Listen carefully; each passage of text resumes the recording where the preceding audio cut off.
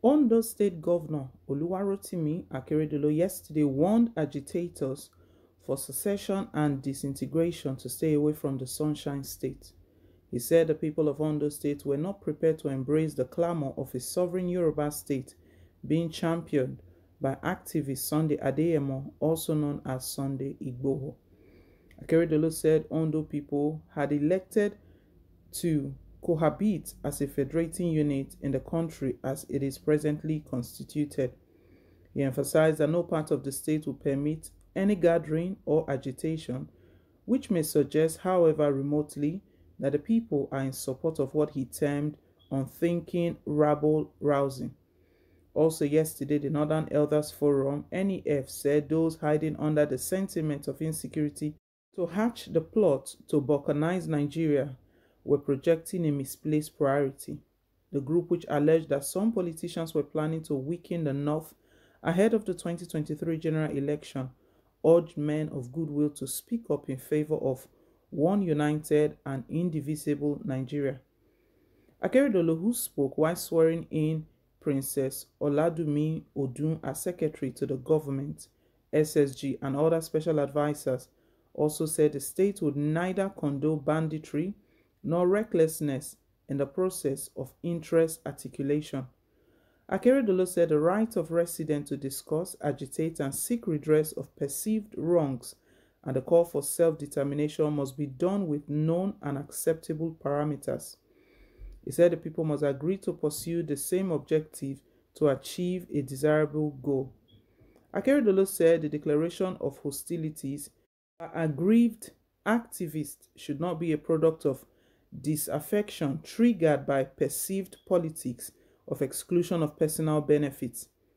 He added, will not be led to be assured annihilation by anyone or a group of people still smarting from the electoral defeats of recent times and presumed exclusion from the process of decision making. Our people are knowledgeable enough to determine their interests at any point. If and when they consider self-determination as an option, they will not depend on external promptings to act. That is why we are different. That is why we are who we are.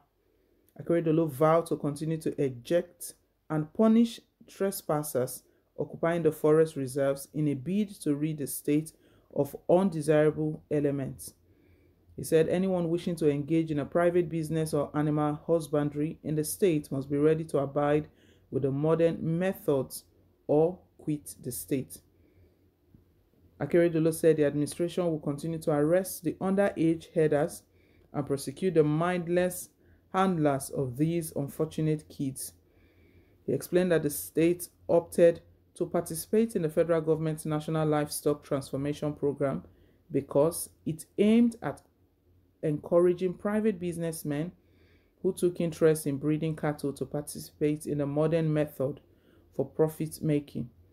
The governor said it was not about a settlement of an ethnic group, but a program to be funded by the federal government in which the state must be active participants. Akeredolu, who condemned attack on Benue State Governor Samuel Ortom, urged security agencies to unmask the agent of darkness bent on throwing the country into anarchy. Eminent politician and Afenifere chieftain, Senator B.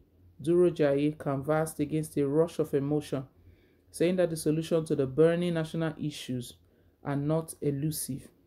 He said he had written a 9-page memorandum to the Senate encompassing how the problems can be resolved, his passionate pleas to the youth and suggestion to the government. Urging Yoruba to unite, he recalled that Yoruba had resolved many knotty challenges in Nigeria in the past, stressing that the wisdom that enabled them to wittingly, strategically come up with workable solutions had not disappeared from the race. Meanwhile, NEF Director of Publicity and Advocacy, Dr. Hakeem Baba Ahmed, said certain elements were capitalizing on weak and ineffective governance to attack the country from its foundation. He said these elements included persons who have public standing, political adventures, and upstarts. Baba Ahmed alleged that these individuals and groups were also questioning the legitimacy of the Nigerian state, its ability to fight against subversion, another act of hostility, and its commitment to uphold the rule of law. He said, the only voices being heard are those which demand the balkanization of the country or encourage dangerous politics and other acts that pitch some communities against others.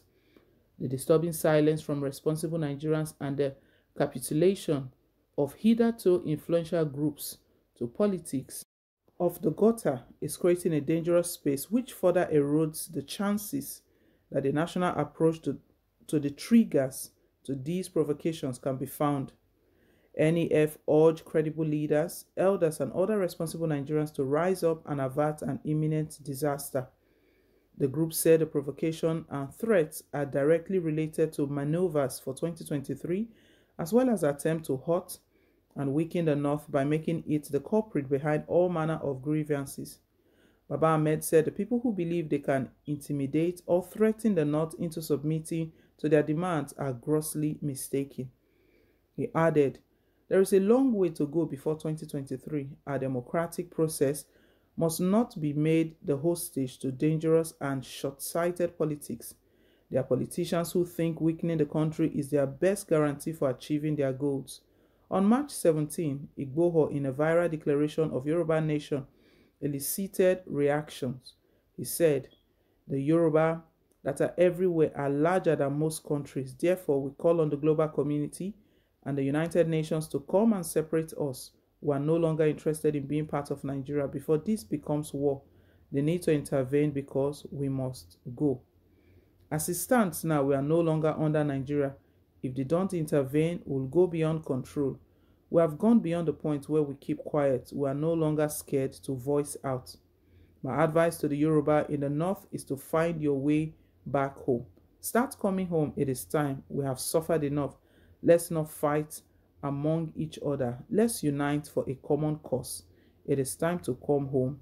That's all I have to say. Sunday Igboho is pushing for this move, but clearly we can see that the possibilities are very slim because, you know, a house divided against itself cannot stand. I can recall very well that the Ààrẹ Ọ̀nà Kakanfò of Yoruba land, Gani Adams, stated, that was about last week, early last week, that he just discovered that the problem of Yoruba nation is not Fulani headsmen.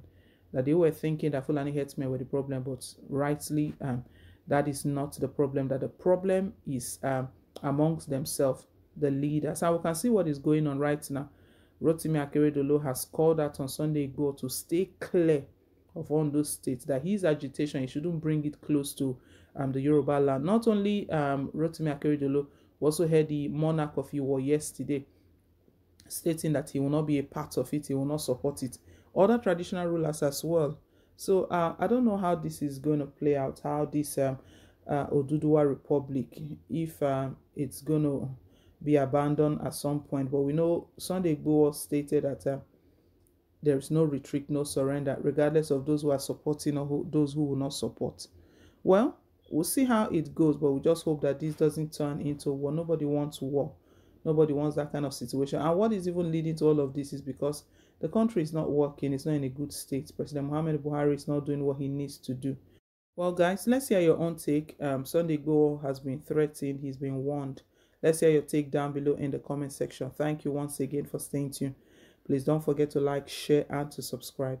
Till I come your way again with more updates. Bye.